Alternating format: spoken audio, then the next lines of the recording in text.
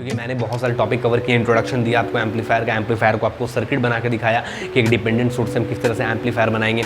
उसके बाद मैंने आपको बताया कि कैसे हम वोल्टेज का एम्पलीफायर, करंट एम्पलीफायर, ये सब चीज़ें को हम बनाते हैं, क्यों यूँ रिक्वायरमेंट होती है, ये भी मैंने आज की वीडियो में आपके साथ शेयर किया। उसके बाद मैंने आपको डिजाइनिंग ऑफ एन एम्पलीफायर बताया कि एम्पलीफायर को डिजाइनिंग करने के क्या क्या प्रोसेस है। आपके साथ मैंने बाइसिंग को कवर किया कि बाइसिंग क्या होता है। तो ये सारे बीजेटी, मॉसफेट और एम्पलीफायर क्या कब किस कंडीशन वो एज एन एम्पलीफायर बिहेव करते हैं, एज एन स्विच बिहेव करते हैं, एम्पलीफायर बनाने के लिए ही हम बाइसिंग को यूज़ कर रहे हैं। तो ये सारे कॉन्सेप्ट मैंने आज की वीडियो में आपके साथ शेयर किया है। तो इसको ये बताना है कि इसमें से कौन सा बिहेवियर होगा जो एक एम्पलीफायर को डिफाइन करेगा। हो क्या रहा है बेसिक, जब पावर एम्पलीफायर में क्या क्या एक एम्पलीफायर रेजिस्टेंस है, ठीक है, 50 ओम का रेजिस्टेंस है। जब आप वोल्टेज आपका था 12 वोल्ट, बट आउटपुट वोल्टेज कितना आ गया, 3000 वोल्ट आ गया। गाइस, मेरा नाम है शतम और आप देख रहे हैं इलेक्ट्रॉनिक्स ग्लोब यूट्यूब चैनल, जहाँ की मैं इलेक्ट्रॉनिक्स से रिलेटेड वीडियोज को शेयर करता हूँ आपके साथ, जहाँ की मैं IoT के बारे में बात करता हूँ, PCB के डिजाइनिंग की बात करता हूँ, एम्बेडेड सिस्टम के बारे में बात करता हूँ। फिर मैं आपके साथ प्रोग्रामिंग के फील्ड में अगर बात करूँ तो C++ है, पाइथन है, प्रोग्रामिंग कैसे हम पाइथन को इंटरफेस करेंगे यूजिंग द सीरियल कम्युनिकेशन, ये चीज़ों पे हो गया। फिर एम्बेडेड C हो गया। इन सभी से रिलेटेड मैं वीडियो शेयर करता हूँ, analogue circuit, digital circuit.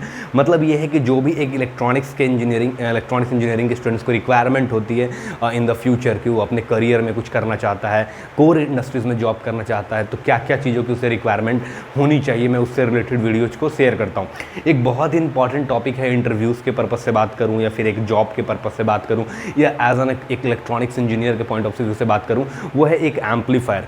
Amplifier आज के टाइम पे one of the most important topic है। चाहे बात करूँगा तो आप किसी एग्जामिनेशन की प्रिपरेशन कर रहे हो, लाइक आप DRDO में कर रहे हो, इसरो के प्रिपरेशन कर रहे हो, या आप गेट की प्रिपरेशन कर रहे हो, इंजीनियरिंग सर्विस की प्रिपरेशन कर रहे हो, या आप फिर इंटरव्यू की प्रिपरेशन कर रहे हो। ये बहुत इंपॉर्टेंट टॉपिक है जो कि रेगुलर पूछा जाता है स्टूडेंट से, या एक एम्प्लॉय से, या फ्रेशर हो या एक्सपीरियंस हो, कि what do we think about the an amplifier, what is an amplifier, how we can design and construct the amplifier, what are the different types of an amplifier, where we can use an RF like a power amplifier, where we can use a operational amplifier, है ना। और ये सारी चीज़ें पूछी जाती हैं। तो मेरा आज का वीडियो में क्या है कि मैं आपके साथ शेयर करने वाला हूँ about the introduction of a amplifier के। एम्पलीफायर क्या होता है, एम्पलीफायर कितने टाइप्स के होते हैं, like what is an power amplifier, how we can design an amplifier, what is the basic source जहाँ कि हम एक एम्पलीफायर को डिज़ाइन करते हैं। इन सभी चीज़ों के बारे में आज की इस वीडियो में हम बात करने वाले हैं। तो वीडियो को लास्ट तक देखना बहुत ही इंपॉर्टेंट है और बहुत अच्छे से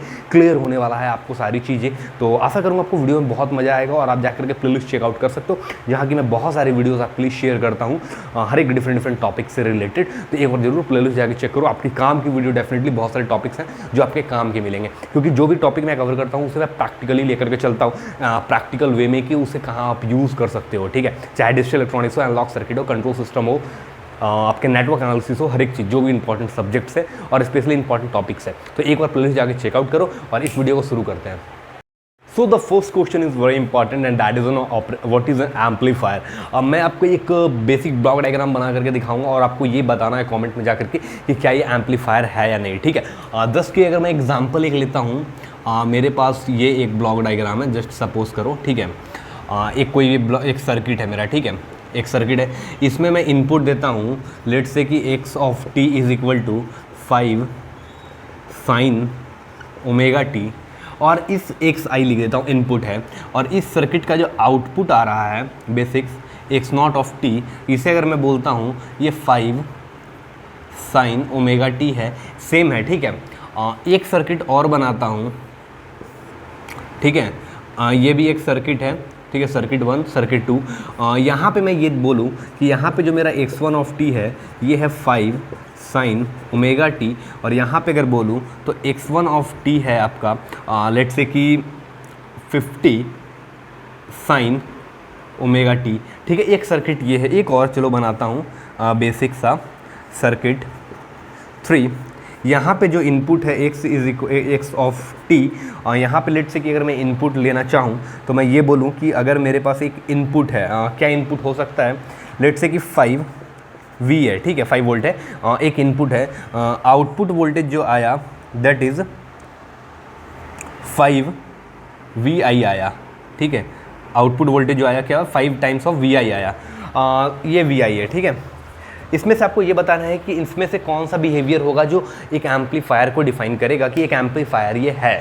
इस सर्किट के अंदर है, सर्किट्स इस जो सर्किट 1, सर्किट 2, सर्किट 3 लिखा है, इसके अंदर बेसिक्स आपके हैं। तो इसमें से कौन सा आपको सर्किट है जो डिफाइन करेगा। ऑप्शन है this is 1, this is 2 and this is 3। आपको ये बताना है कि इन 3 में से कौन सा बिहेवियर है जो एक एम्पलीफायर को डिफाइन करता है। सो आप पहले ये समझो कि एक एम्पलीफायर होता क्या है, ठीक है। इसका आंसर मैं लास्ट में आपको बताऊंगा इस वीडियो के लास्ट में कि क्या कौन सा है इसमें जो एम्पलीफायर है, और मेरे आंसर देने से पहले आप ही समझ जाओगे कि इसमें से कौन सा वाला आंसर है, कौन सा एम्पलीफायर की तरह बिहेव करेगा, ठीक है।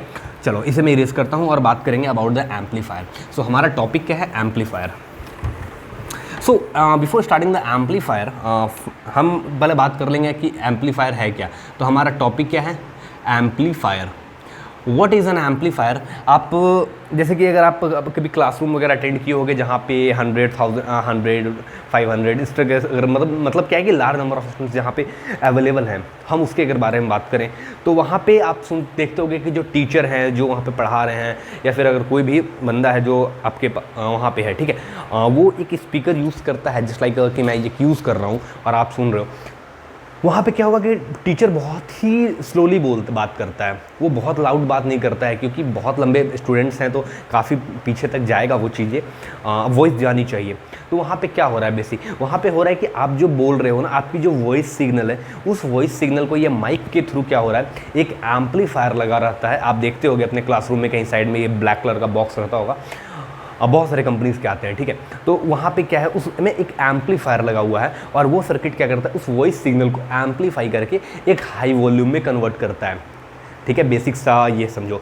अगर और एग्जांपल के बारे में बात करता हूँ तो जैसे कि आपका फ़ोन है, आपके फ़ोन में से क्या हो रहा है बेसिक, आपका फ़ोन है बेसिक, ठीक है। एक आपका ये सपोज करो कि आपका ये फ़ोन है, ठीक है, आपका क्या है, ये फ़ोन है आपके, है ना, आप यहाँ से बात कर रहे हो। इसमें क्या है बेसिक है, एक सिग्नल है जिसे बोलते हैं लेट्स से कि RX और TX है, ठीक है। ये RX और TX आपका एक यहाँ पे नेटवर्क है, ठीक है। इस तरह का लेट्स सपोज करो कि एक नेटवर्क है, ठीक है। यहाँ पे ये क्या है, नेटवर्क है आपके। अब हो क्या रहा है बेसिक, आपके फ़ोन से इसमें कोई वायर्ड कनेक्शन नहीं है, यहाँ पे कोई भी वायर का कनेक्शन नहीं है, बट आप जब कॉल करते हो तो क्या हो रहा है, बात हो रहा है। तो बेसिक यहाँ पे भी क्या हो रहा है, इसमें जो फ्रीक्वेंसी है बेसिक, इसको क्या कर रहा है, एक हाई फ्रीक्वेंसी रेंज यहाँ से क्या कर रहा है, ट्रांसमिट कर रहा है, और ये क्या कर रहा है, रिसीव कर रहा है यहाँ पे सिग्नल, और वापस से ये सिग्नल आगे ट्रांसमिट हो रहा है, और वहाँ से क्या हो रहा है, उसने भी ट्रांसमिट किया, जो थर्ड पर्सन जिससे आप बात कर रहे हो, फिर इसने क्या किया, इसे ट्रांसमिट किया, है ना, इसे क्या किया, ट्रांसमिट किया, और ये क्या किया, रिसीव किया। ये बट इतना हाई फ्रीक्वेंसी होने की वजह से, ठीक है, इतने हाई फ्रीक्वेंसी होने की वजह से क्या हो रहा है कि ये चीज़ आपको दिखती नहीं है ना। तो ये हाई फ्रीक्वेंसी क्या हुआ, यहाँ पे फ्रीक्वेंसी को एम्पलीफाई किया। इस टर्म को हम बोलते हैं this is a RF, that is a radio frequency amplifier. जब आप RF एम्पलीफायर पढ़ोगे, RF डिज़ाइन कैसे होता है, तो बेसिक हम जब बात करते हैं RF डिज़ाइन के लिए तो हम स्टडी करते हैं अबाउट द पावर एम्पलीफायर। जितने भी आप देखते हो रेडियो फ्रीक्वेंसी है या फिर ऑडियो फ्रीक्वेंसी है, ये सब जो हम ट्रांसमिट करते हैं, ट्रांसमिट कैसे कर रहे हैं बेसिक, ट्रांसमिट कभी भी ऐसा नहीं होता है कि डायरेक्ट RF टिक ट्रांसमिट हो गया।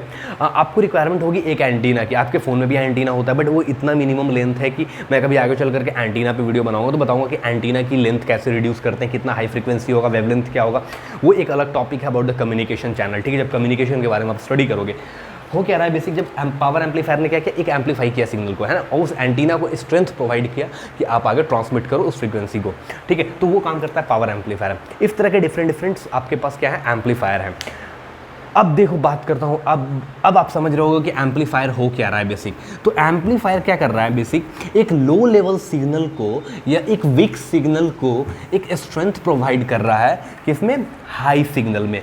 और अगर मैं बात करता हूँ लेट से कि मैं एक सर्किट को ड्रॉ करूं, कि एक मैं सर्किट बनाता हूं यहाँ पे, इसका थोड़ा सा कैलकुलेशन आप देखना, ठीक है। एक मैं ये सर्किट बनाया यहाँ पे, ठीक है, एक डिपेंडेंट सोर्स लेता हूँ और इसे मैं देता हूँ जस्ट लेट से कि ये कोई मेरा करंट है जिसे मैं बोलता हूँ I dash is equal to, ये करंट कितना हो सकता है, लेट से मैं बोलूँ 5 टाइम्स ऑफ VI, जो इनपुट वोल्टेज होगा उसका 5 टाइम्स, मतलब कि एक डिपेंडेंट सोर्स लिया, और ये जो करंट है ये किस पे डिपेंड कर रहा है, ये डिपेंड कर रहा है वोल्टेज पे, ठीक है, ये वोल्टेज पे डिपेंड कर रहा है। अब मेरे को इनपुट भी तो लेना है VI, तो कहीं ना कहीं तो इनपुट चाहिए। लेट से कि मैं एक इसमें इनपुट ऐड करता हूँ, ठीक है, एक इनपुट यहाँ से मैं ऐड किया VI, ठीक है, एक VI मैं क्या किया यहाँ से ऐड किया, ठीक है। ये एक वी आई ऐड किया, बट अब मेरे को एक आउटपुट भी तो चाहिए, बट आउटपुट मुझे किसके थ्रू चाहिए, एक किसी लोड के थ्रू। जस्ट सपोज करो कि मैं एक लोड लगा दिया, ठीक है, बोलता हूँ आर एल है, और इसके अक्रॉस मुझे चाहिए था voltage, this is minus, this is plus, V out. Got my point. अगर मैं एक रेजिस्टेंस ऐड कर रहा हूँ, ठीक है, तो इसके अक्रॉस एक लोड करंट भी होगा जिसे हम बोलेंगे आई एल। अगर मैं इस नोड पे एक KCL लगाऊं, मैं इसे बोलता हूँ जैसे V नॉट है तो नोड पे तो वोल्टेज सेम होता है, तो V नॉट। अगर मैं ये बोलूँ कि if apply KCL at V nought, अगर मैं V नॉट पे KCL लगाता हूँ, ठीक है, तो होगा क्या बेसिक, करंट लॉ जो होता है किरचॉफ्स करंट लॉ, ये क्या बोलता है कि जो आपका इनकमिंग करंट होता है is equal to outgoing current, या summation of incoming current and outgoing current is equal to 0, ठीक है। यहाँ पे इनकमिंग करंट क्या है बेसिक, आई डैश, और आउटगोइंग करंट, इनकमिंग करंट मतलब जो अंदर आ रहा है, आउटगोइंग करंट जो बाहर जा रहा है, ये इन कर रहा है इसके अंदर, बट ये बाहर की साइड आ रहा है, तो समेशन ऑफ इनकमिंग करंट बोलता है कि 0 होना चाहिए। तो I dash is equal to, मैं बोलूँ आई एल, ठीक है, यानी क्या हुआ कि जो आई डैश करंट है वो लोड करंट के क्या हुआ, बराबर हो गया। अगर मैं बोलूँ यहाँ पे आई डैश क्या है, तो आई डैश आपका है 5 times of V I. Load current क्या है, ये लोड करंट की अगर बात करता हूँ तो अकॉर्डिंग टू ओम्स लॉ क्या होता है, V is equal to I R, ठीक है। तो यहाँ पे करंट मेरे को निकालना है, तो करंट V बाई आर हो जाएगा, और इस टर्म्स में अगर बात करता हूँ तो आई एल है, और वोल्टेज क्या है आपका V नॉट, और आर क्या है आपका लोड आर एल, ठीक है। तो आई एल क्या हो गया आपका यहाँ पे, आई एल की अगर बात करूँगा तो आई एल की जगह पे मैं क्या लिख सकता हूँ, V not divide by R L. अगर V not divide by R L हो गया तो यहाँ पे आप देखो कि आउटपुट वोल्टेज क्या हो गया आपका, आउटपुट वोल्टेज हो गया 5 times of R L into V I. इससे क्या समझ में आया आपको, इससे ये समझ में आया कि जो आपका आउटपुट वोल्टेज आया वो 5 टाइम्स ऑफ आर एल है, मतलब जो आर एल लोड, अगर मैं बोलूँ इनपुट वोल्टेज, अगर मैं ये यहाँ से अगर आपको ये चीज़ें अगर मैं एक्सप्लेन करने की कोशिश करूँ कि सपोज करो एक ट्रांसमिशन लाइन में अगर मैं बात करता हूँ तो 50 ओम का अगर रेजिस्टेंस है, ठीक है, 50 ओम का रेजिस्टेंस है, जब आप इम्पीडेंस मैचिंग पढ़ते हो ना, सिग्नल इंटीग्रिटी वगैरह में हाई स्पीड या आरएफ डिज़ाइन पढ़ोगे तो वहाँ पे पता चलेगा। तो आरएल अगर लेफ्ट से कि अगर मैं 50 ओम कंसीडर करता हूँ, इनपुट वोल्टेज में अगर 12 वोल्ट दे रहा हूँ तो क्या होने वाला है बेसिक, ठीक है। तो अगर मैं यहाँ पे ये देखूँ तो आउटपुट वोल्टेज कितना मेरे को मिला, V not 5 times of R L, यानी 5 इंटू आर एल है 50 ओम, और इनपुट वोल्टेज है 12 वोल्ट का, तो कितना हो गया 5 इंटू 5 12, 5 इंटू 5 25 इंटू 12, तो ये आपके कितने हो गए देखने के लिए 250 प्लस 50 दैट इज 300, ठीक है, तो यानी 3000 बेसिक कैलकुलेशन एक बार देख लेना, ठीक है। 3000 क्या हो गए आपके वोल्ट हो गए हैं। अब सोचो कि मैंने एक क्या, अब यहाँ पे देखो इनपुट वोल्टेज आपका क्या था, इनपुट वोल्टेज आपका था 12 वोल्ट, बट आउटपुट वोल्टेज कितना आ गया 3000 वोल्ट आ गया। तो यहाँ पे आप क्या कर सकते हो, यहाँ पे एक वोल्टेज को एम्पलीफाई किया गया है। क्या किया गया है, एक वोल्टेज को एम्पलीफाई किया मैंने, जिसकी इनपुट वोल्टेज थी 12 वोल्ट, बट जो आउटपुट वोल्टेज आई वो आउटपुट वोल्टेज कितनी आ गई 3000 volt. Are you getting my point, this is a very high jump. तो ये डिपेंड करता है इस रेजिस्टेंस के थ्रू सॉरी, इसलिए हम कोशिश करते हैं मैक्सिमम टाइम लोड के अक्रॉस का जो रेजिस्टेंस है वो बहुत ही कम हो, जीरो नहीं होना चाहिए। अगर जीरो हो गया तो आउटपुट वोल्टेज जीरो ही आपका आ जाएगा। मिनिमम होना चाहिए, मतलब 5 ओम 10 ओम, इससे ज़्यादा इंपीडेंस इसकी नहीं होनी चाहिए, ठीक है, जो हम लोड कनेक्ट कर रहे हैं। ये बेसिक कॉन्सेप्ट होता है। तो आउटपुट कितना आ गया आपका 3000 वोल्ट। यहाँ पे हम ये बोल सकते हैं कि जो हमारा इस सर्किट को मैंने बनाया है, अगर इस सर्किट को इंटरनली देखूँ तो ये इंटरनल सर्किट मेरा ये है, ये नहीं, ये लाइन आप हटा लो, ठीक है, ये सर्किट आपका ये है। तो इससे क्या पता चला कि एक एम्पलीफायर को डिज़ाइन करने के लिए एक बेसिक रिक्वायरमेंट होती है जिसको हम बोलते हैं डिपेंडेंट सोर्स, ठीक है। अभी तक आप यहाँ तक समझ चुके होंगे। अब हम बात करते हैं एक और इंट्रोडक्शन के बारे में, थोड़ा डेफिनेशन वगैरह के बारे में बात करेंगे कि एक एम्पलीफायर होता क्या है, ठीक है। ठीक है, तो हम एक बेसिक डिस्कशन करेंगे अबाउट द एम्पलीफायर और भी अभी, क्योंकि एम्पलीफायर में थोड़ा सा चीज़ें और भी समझने की रिक्वायरमेंट है कि हम किस तरह से एक एम्पलीफायर को डिज़ाइन करते हैं। जब डिज़ाइनिंग की बात आएगी तो क्या क्या चीज़ें इंपॉर्टेंट होने वाली है उसके बारे में बात करेंगे। तो अभी हम पहले ये समझेंगे कि एक एम्पलीफायर को, अभी मैंने एक सर्किट लेकर के आपको बताया, अब एक थोड़ा सा और इस पर डिस्कशन करेंगे। अभी लेट से कि मैं एक लेता हूँ सर्किट, ठीक है, एक लेट से कि यह है हमारा एक amplifier, this is our amplifier. अगर मैं इसकी इनपुट को लेट से कि अगर इसमें एक इनपुट देता हूँ, इनपुट वोल्टेज है Vi(t), इसे मैं बोलता हूँ 5 sin ω(t), अगर इसकी वैल्यू है, इनपुट अगर मैं अप्लाई कर रहा हूँ तो आपको ये समझ में तो आएगा यहाँ से कि ये टाइम है, ये इनपुट वोल्टेज है Vi(t), ठीक है, के बीच में ग्राफ बनेगा। अगर 5 sin ω(t) है तो इस एम्पलीट्यूड को आप देखो, बेसिक एक सिग्नल्स में क्या होता है जब हम एसी सिग्नल की बात करते हैं, इसमें आपका एक फेज़ होता है, सबसे पहले एक एम्पलीट्यूड होता है, एक फेज़ होता है, और एक क्या होता है आपकी फ्रीक्वेंसी होती है। यहाँ पे फेज़ कुछ भी नहीं है, फ्रीक्वेंसी और एम्पलीट्यूड है। फेज़ क्या है 0। अगर मैं ये बोलूँ कि ये है हमारा एक 5 वोल्ट, ठीक है, साइन वेव तो काफ़ी अच्छा बन गया यार, चलो प्रैक्टिस है, प्लस 5 वोल्ट माइनस 5 वोल्ट, ठीक है। एक 5 वोल्ट का मैंने क्या किया, एक 5 वोल्ट इनपुट मैंने एसी दिया। अगर मैं इसे ये बोलूँ कि मैं एक एम्पलीफायर बनाना चाहता हूँ, ठीक है, एक एम्पलीफायर बना रहा हूँ जिसकी आउटपुट होनी चाहिए मेरी 50 वोल्ट, ठीक है, एक क्या होना चाहिए 50 वोल्ट, इसे मैं बोलता हूँ लेट से कि प्लस 50 वोल्ट, इसे बोलता हूँ माइनस 50 वोल्ट, ठीक है। अगर ये है मेरा एक output voltage that is V(t) और ये है टाइम t 0 पाई 2 पाई, ठीक है। अगर यहाँ पे हुआ क्या, बेसिक मैंने क्योंकि 5 वोल्ट से 50 वोल्ट पे जंप कराया, 5 वोल्ट से क्या किया 15 वोल्ट पे जंप कराया, यहाँ पे क्या है बाइसिंग है basic. What is a biasing? अब बाइसिंग क्या होता है? तो बाइसिंग एक प्रोसेस है, जब हम ट्रांजिस्टर की बात करते हैं, मॉसफेट की बात करते हैं, एक ऑप-एम्प की बात करते हैं, तो बाइसिंग होता है एक बोलूँ तो एक कॉन्फ़िगरेशन है, एक डिफरेंट कंपोनेंट्स को हम ऐड कर करके हम ट्रांजिस्टर को या मॉसफेट को ये बताते हैं कि आपको बिहेव किस तरह से करना है। अगर एग्जांपल के तौर पे बात करूं तो सपोज़ करो कि एक मैं हूं, एक कोई और बंदा है जिसे मैं नहीं जानता हूं, जस्ट एक एक अननोन पर्सन है, ठीक है। अगर कोई अननोन पर्सन आपसे बहुत प्यार से बात करेगा तो आप रिस्पॉन्स कैसा करोगे? आप रूडली तो बात नहीं करोगे, आप भी प्यार से ही उससे बात करोगे, एक रिस्पेक्ट करोगे, है ना, एक तरीके से बात करोगे। बट सपोज करो ये जस्ट उल्टा हो जाए कि सामने वाला आपसे बहुत रूडली अब्यूजिंग गाली वाली देने लगे, तब आप क्या करोगे? अब तो आप प्यार से बात नहीं करोगे ना। अब ये कॉन्सेप्ट मत लगाना यार कि ठीक है मेरी सोच है तो भाई सामने वाले ने अगर गाली मेरे को दे दिया तो मैं आराम से बात कर लूँगा, कोई दिक्कत, भाई अपना क्या जा रहा है। मैं रिलेट कर रहा हूँ बाइसिंग को, ठीक है।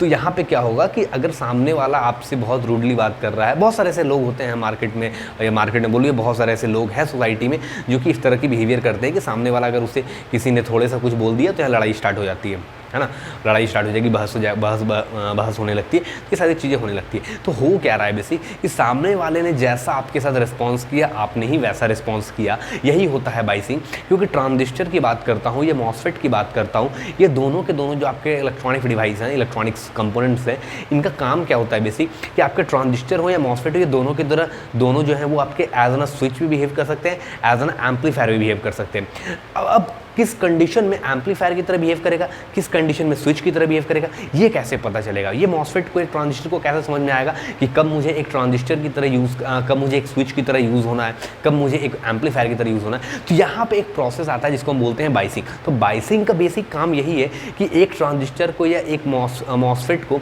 ये उस रीजन में लेकर के जाता है जहाँ पे कि उस ट्रांजिस्टर को मुझे एज अ स्विच ऑपरेट कराना है या एज एन एम्पलीफायर ऑपरेट कराना है। This is called a biasing.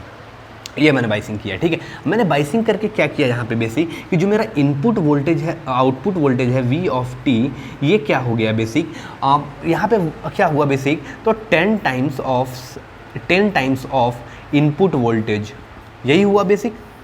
अब देखो हुआ क्या बेसिक, आउटपुट वोल्टेज है 10 टाइम्स ऑफ, मैंने लिखा क्या है इनपुट वोल्टेज, यानी 10 इंटू इनपुट वोल्टेज कितना है 5 sin ω(t), तो आया रिजल्ट तो यही है ना 50 sin ω(t), यही आपका आउटपुट वोल्टेज आया 50 sin ω(t), यानी आउटपुट वोल्टेज आपको क्या यहाँ से देखने मिला, जो आपका आउटपुट वोल्टेज था that is 50 sin omega T, यानी ये 10 क्या हुआ बेसिक आपका, 10 इज योर एम्पलीफिकेशन फैक्टर, कितने टाइम से वो एम्पलीफाई हुआ, तो बेसिक यहाँ पे कितने टाइम से एम्पलीफाई हुआ, 10 टाइम्स एम्पलीफाई हुआ। तो इसने किया काम क्या बेसिक कि इस एम्पलीफायर ने कि ये हमारा क्या था बेसिक, एक इनपुट सिग्नल था जो कि था 5 साइन ओमेगा टी, इसको मैंने एक एम्पलीफायर से पास किया तो हमारा जो वोल्टेज आ गया वो आ गया 50 साइन ओमेगा टी, और इस एम्पलीफायर को हम बोलते हैं that is a voltage amplifier using the op-amp. जब हम ओपेम्स के थ्रू आपको आगे चल करके बताएंगे ओपेम, बीजेटी, मॉसफेट, तो आपको चीज़ें और भी क्लियर होंगी। तो एम्पलीफायर का काम क्या हुआ बेसिक कि एक वीक सिग्नल था, एक लो लेवल का सिग्नल था, उसको मैंने क्या कर दिया, एक हाई लेवल के सिग्नल में कन्वर्ट कर दिया।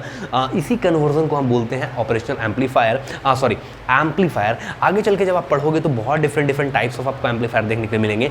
बात करूंगा तो वोल्टेज एम्पलीफायर है, आपके पास ट्रांस इंपेडेंस एम्पलीफायर है, ट्रांस कंडक्टेंस एम्पलीफायर है, ऑपरेशनल एम्पलीफायर है, आपके पास पावर एम्पलीफायर है, तो बहुत सारे आपके पास एम्पलीफायर यहाँ पे देखने के लिए मिलेंगे। बेसिक बात करूंगा वोल्टेज एम्पलीफायर तो क्या करेगा, एक इन लो इनपुट वोल्टेज को क्या करेगा, हाई इनपुट वोल्टेज करेगा।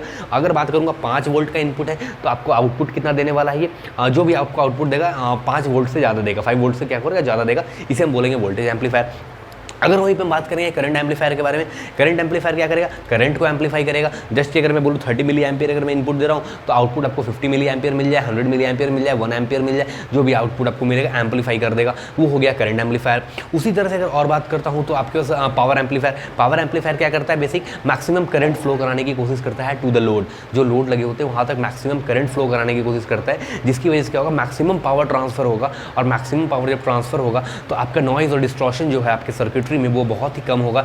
इसीलिए आरएफ डिज़ाइन में या एंटी आरएफ डिज़ाइन, हम जब आरएफ सर्किट बनाते हैं तो रेडियो फ्रीक्वेंसी को ट्रांसमिट करने के लिए जो हम यूज़ करते हैं वो यूज़ करते हैं पावर एम्पलीफायर, क्योंकि मैक्सिमम पावर हमारा जाना चाहिए। क्योंकि आपने नेटवर्क एनालिसिस में पढ़ा होगा, एक चैप्टर होता है नेटवर्क थ्योरम्स करके, मैंने जहाँ तक पढ़ा मुझे याद है, बाकी आप कौन से सब्जेक्ट में पढ़ते हो, मतलब कौन से सेमेस्टर वगैरह में पढ़ते हो ये आप देख लो, ठीक है। तो नेटवर्क थ्योरम के अंदर हम पढ़ते हैं, दैट इज़ एक टॉपिक होता है, that is a maximum power transfer theorem. Maximum power transfer theorem के अकॉर्डिंग ही हम क्या करते हैं, आरएफ सर्किट में मैक्सिमम पावर को ट्रांसफर करने की कोशिश करते हैं कि हमारा जो सिग्नल्स है, जो डेटा है वो लॉस ना हो और प्रॉपर तरीके से कम्युनिकेशन हो जाए वाया द एंटीना, ठीक है। क्योंकि कम्युनिकेशन वैसे सारे एंटीना से ही आपकी ट्रांसमिशन हो रही है, ठीक है। इस तरह की चीज़ें होती हैं। तो ये चीज़ें हैं, आगे चल करके देखेंगे कि वोल्टेज एम्पलीफायर, करंट एम्पलीफायर वगैरह क्या होती हैं। अब अगर मैं बात करता हूं तो एम्पलीफायर, मेरे ख्याल से आप समझ गए होंगे अभी तक कि एम्पलीफायर हो क्या रहा है बेसिक। तो एम्पलीफायर में हम कुछ नहीं कर रहे हैं, एम्पलीफायर में एक हम ऐसा सर्किट को डिज़ाइन कर रहे हैं जो हमारे इनपुट सिग्नल को क्या कर दे, बूस्ट कर दे, ठीक है। यहाँ पे ये मत समझना कि हम डिक्रीज कर रहे हैं, एम्पलीफायर से डिक्रीज नहीं करेंगे। एम्पलीफायर का मतलब होता है एम्पलीफाई, एम्पलीफिकेशन का मतलब होता है to increase the input signal, to increase the input signal, ठीक है। इनपुट सिग्नल को हम क्या कर रहे हैं, इंक्रीज कर रहे हैं इन अ डिफरेंट मैनर्स, लाइक कि हम बीजेटी का कौन सी बाइसिंग करके बना लें, मॉसफेट की बाइसिंग करके बना लें। जैसे कि अगर मैं बीजेटी की बात करता हूँ तो बीजेटी आपका जो होता है वो एक्टिव रीजन में एज एन एम्पलीफायर काम करता है, बाकी आपके कट ऑफ रीजन हो गए, सैचुरेशन रीजन में आपके एज अ स्विच काम करता है। उसी तरह अगर मैं मॉसफेट की बात करता हूँ तो मॉसफेट सैचुरेशन रीजन में क्या करता है, एज एन एम्पलीफायर काम करता है, बाकी एक्टिव रीजन इसमें और आपके सैचुरेशन रीजन में, कट ऑफ रीजन में ये बेसिक स्विच की तरह काम करता है। अब हम देखेंगे डिज़ाइनिंग ऑफ एन एम्पलीफायर। तो एम्पलीफायर की डिज़ाइनिंग के कुछ मेथड्स होते हैं, ठीक है। अगर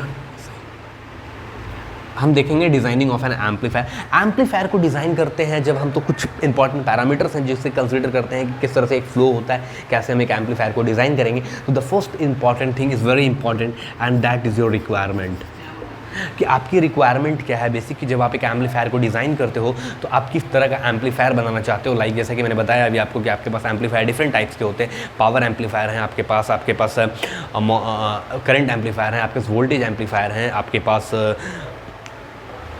और भी डिफरेंट टाइप्स के आपके एम्पलीफायर हैं, ऑपरेशनल एम्पलीफायर्स हैं। तो इन सभी तरह के जो ऑपरेशनल एम्पलीफायर्स होते हैं, तो हम बेसिक ये सिलेक्शन देखते हैं कि हमें रिक्वायरमेंट क्या है, किस तरह की एम्पलीफिकेशन कराना है। अवश्य बात है जब हमें अगर आरएफ जनरेट करना है, आरएफ एम्पलीफायर बनाना है रेडियो फ्रीक्वेंसी के लिए, तो हमें डेफिनेटली बात है कि हम पावर एम्पलीफायर में जाएंगे। हम पावर एम्पलीफायर के लिए अलग तरह के कंपोनेंट्स को सिलेक्शन करेंगे, मैक्सिमम पावर ट्रांसफर करने की कोशिश करेंगे। तो ये सारे क्या है, एक एम्पलीफिकेशन का प्रोसेस है।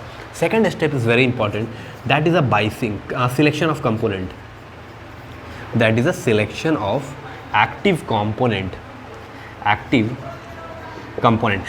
सिलेक्शन ऑफ एक्टिव कंपोनेंट्स का मतलब क्या होता है, आपने पढ़ा होगा नेटवर्क थ्योरी में कि जो आपके बेसिक्स कंपोनेंट्स होते हैं वो दो तरह के होते हैं, एक एक्टिव कंपोनेंट होता है, एक पैसिव कंपोनेंट होता है। दोनों में डिफरेंस क्या है, अगर बात करता हूँ एक एक्टिव कंपोनेंट्स के बारे में, तो जितने भी आपके पास एनर्जी स्टोरिंग डिवाइस है, एनर्जी स्टोरिंग डिवाइसेस होती हैं, वो एक्टिव एलिमेंट की तरह काम करती है। जस्ट लाइक ए बैटरी का एक एनर्जी स्टोरिंग डिवाइस है।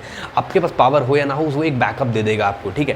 कैपेसिटर क्या है, अगर आप एक इनपुट कैपेसिटर को चार्ज कर दिए, उसके बाद आपने अपना सप्लाई को हटा दोगे तो भी क्या होगा, कैपेसिटर चाहे माइक्रो सेकंड हो, मिली सेकंड हो या कुछ सेकंड के लिए, सुपर कैपेसिटर जो होते हैं वो कुछ सेकंड तक भी आपको पावर डिलीवर करते रहते हैं। वो भी क्या एक एक्टिव है।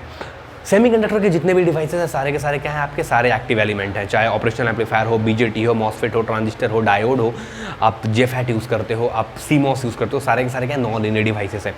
सारे क्या नॉन लीनियर डिवाइस है या नॉन लीनियर कंपोनेंट्स हैं। तो आपको नॉन लीनियरिटी और लीनियरिटी के बारे में पता होना चाहिए बेसिक। तो लीनियर का मतलब क्या हो गया, बेसिक जो आपके पैसिव कंपोनेंट्स हैं। तो पैसिव कंपोनेंट क्या है, जो एनर्जी को स्टोर नहीं कर सकते हैं। जस्ट लाइक उसका सबसे पहले अगर बात करूँगा तो रजिस्टर एनर्जी स्टोर नहीं करता है। रजिस्टर क्या करता है बेसिक, और ऑब्वियसली जो कैपेसिटर वगैरह हम यूज़ करते हैं उससे और क्या करता है, हीट के फॉर्म में डिसिपेट कर देता है एनर्जी को, ठीक है। तो कैपेसिटर क्या रजिस्टर क्या आपका बेसिक एक पैसिव एलिमेंट है। बाकी जितने भी आपके कंपोनेंट्स हैं, बाकायदा अगर मैं बोलूँ तो आपके कैपेसिटर और इंडक्टर भी आपके एक पैसिव कंपोनेंट के कैटेगरी में आते हैं, जब तक कि वो अनचार्ज हैं, ठीक है। जब तक वो चार्ज नहीं है तब तक वो पैसिव कंपोनेंट्स के कैटेगरी में आएंगे, और जब वो चार्ज होंगे तो वो एक एक्टिव कंपोनेंट के कैटेगरी में आ जाएंगे, ठीक है। बाकी बट जितने भी सेमीकंडक्टर कंपोनेंट्स हैं वो सारे क्या आपके नॉन लीनियर या एक्टिव कंपोनेंट्स हैं। वही मैंने लिखा है कि मेरे को एक एक्टिव कंपोनेंट्स की रिक्वायरमेंट होगी, चाहे मैं बीजेटी की हेल्प से करूँ या मॉसफेट की हेल्प से करूँ या ऑपरेशनल एम्पलीफायर को मैं सिलेक्ट करूँ। थर्ड पॉइंट्स की अगर बात करता हूँ, third point is very important, that is a biasing.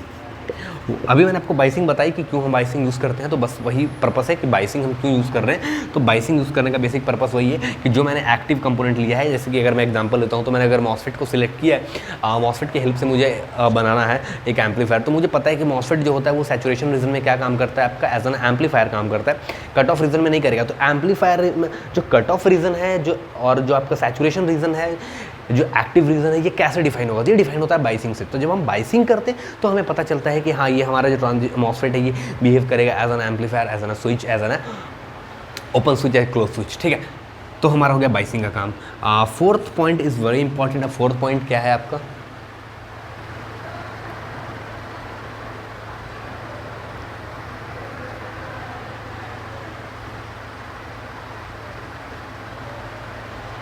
Fourth point है आपका selection of coupling and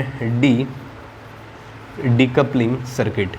capacitor मैंने नहीं लिखा है, इंडक्टर ये मत समझना। That is a selection of coupling and decoupling circuit के बारे में हम बात करने वाले हैं। तो कपलिंग और डीकपलिंग सर्किट क्या होता है बेसिक, तो कपलिंग का मतलब होता है जब हम दो सर्किट को आपस में कपल करते हैं। बेसिक आप अगर मैं एक जेन्युइन चीज़ बताऊँ कपल से मतलब, तो आप समझते हो जैसे आप कॉलेज में है, कोई लड़का है लड़की है ना, वो भी क्या एक कपल है। तो कपल क्या हुआ बेसिक कि दो लोग को हम जब मिला रहे हैं आपस में, या जो रिलेशन है जो भी आप बोलो, ठीक है, और that is called a couple, ठीक है, वो कपल है।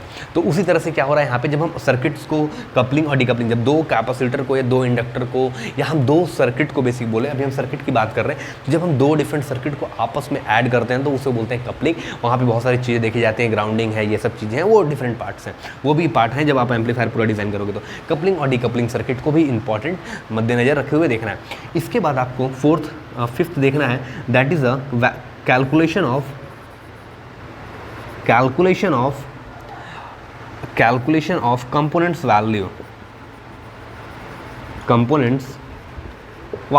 अब जो आपने सबसे पहले क्या किया, रिक्वायरमेंट फाइंड आउट किया, उसके बाद आपने कंपोनेंट्स का एक्टिव कंपोनेंट को सिलेक्शन किया कि आपको मॉसफेट से बनाना है, बीजेटी से बनाना है, ट्रांजिस्टर से बनाना है, ठीक है।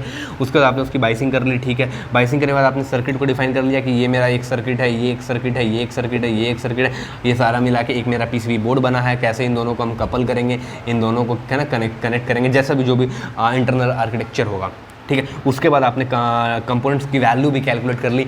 अब कंपोनेंट्स की वैल्यू को कैलकुलेट करने के बाद जो हम 6 पॉइंट पे बात करेंगे वो होगा सिमुलेशन। हम सिमुलेट करेंगे सर्किट को, हम सर्किट को सिमुलेट करके चेक करेंगे कि जो मैंने कंपोनेंट का सर्किट बनाया है वो प्रॉपर तरीके से यूज़ कर रहा है कि नहीं, हो रहा है या नहीं हो रहा है। तो सिमुलेशन के लिए बहुत डिफरेंट टाइप्स ऑफ सॉफ्टवेयर हैं। अगर फेमस की बात करूँगा जो आप लोग भी फेमिलियर होगे, वो आई थिंक आप यूज़ करते होगे, प्रोटियस हैं। और अगर आप पेड वर्जन में जाओगे तो आप मल्टीसिम यूज़ कर सकते हो, आप एल्टीएम पे भी कर सकते हो, आप कीकैड पे भी सर्किट सिमुलेट करके देख सकते हो। तो ये बेसिक हो गया। 7th पॉइंट की बात करेंगे तो प्रोटोटाइप है।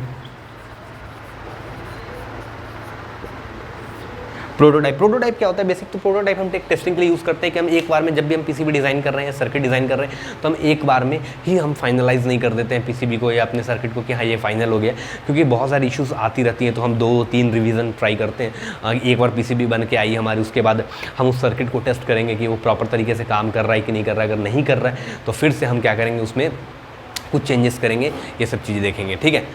इसमें एक पॉइंट है जो कि मैं छोड़ दिया, ये पॉइंट को आप ऐड कर लेना सिलेक्शन ऑफ, यहाँ पे आप इस 4th और 5th के बीच में आप ऐड कर लेना इस पॉइंट को। ये पॉइंट है that is a impedance matching circuit, input and output impedance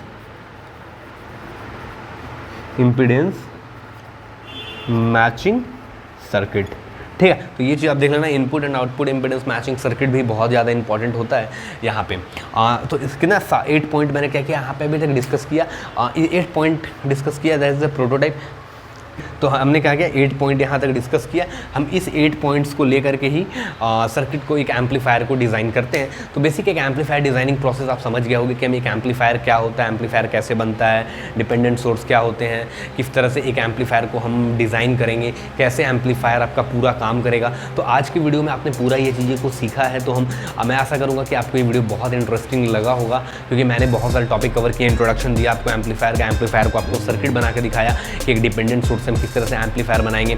उसके बाद मैंने आपको और क्या बताया, आपको मैंने बताया कि कैसे हम वोल्टेज का एम्पलीफायर, करंट एम्पलीफायर, ये सब चीज़ें को हम बनाते हैं, क्यों यू रिक्वायरमेंट होती है, ये भी मैंने आज की वीडियो में आपके साथ शेयर किया। उसके बाद मैंने आपको डिज़ाइनिंग ऑफ एन एम्पलीफायर बताया कि एम्पलीफायर को डिज़ाइनिंग करने के क्या क्या प्रोसेस है। आपके साथ मैंने बाइसिंग को कवर किया कि बाइसिंग क्या होता है। तो ये सारे बीजेटी, मॉसफेट और एम्पलीफायर क्या कब किस कंडीशन वो एज एन एम्पलीफायर बिहेव करते हैं, एज एन स्विच बिहेव करते हैं, एम्पलीफायर बनाने के लिए ही हम बाइसिंग को यूज़ कर रहे हैं। तो ये सारे कॉन्सेप्ट मैंने आज की वीडियो में आपके साथ शेयर किया है। तो इस वीडियो को पूरा देखना, अगर अभी तक आपने नहीं देखा है, 2 बार 3 बार जितने बार भी आपको लगे देखना, अपने फ्रेंड्स के साथ शेयर करना, क्योंकि इलेक्ट्रॉनिक्स में बहुत ही इंटरेस्टिंग एरिया है। बहुत सारे लोग यहाँ पे जॉब के लिए स्ट्रगल करते हैं। तो ये सब वीडियो आपको बहुत ज़्यादा हेल्प करेगा फॉर द जॉब्स के पॉइंट ऑफ व्यू से। अगर आप इंटरव्यू वगैरह देने जा रहे हो या फिर अपनी एग्जामिनेशन की प्रिपरेशन कर रहे हो, डेफिनेटली मैं बोलूँगा एग्जामिनेशन के लिए बहुत ज़्यादा एडवांटेज नहीं देगा, बट डेफिनेटली कि अगर आप एक जनरल नॉलेज देना चाहते हो, सीखना चाहते हो चीज़ों को, तो ये वीडियो बहुत ज़्यादा हेल्प करने वाला है। तो चलो मिलूंगा अगले वीडियो में, तब तक के लिए गुड बाय,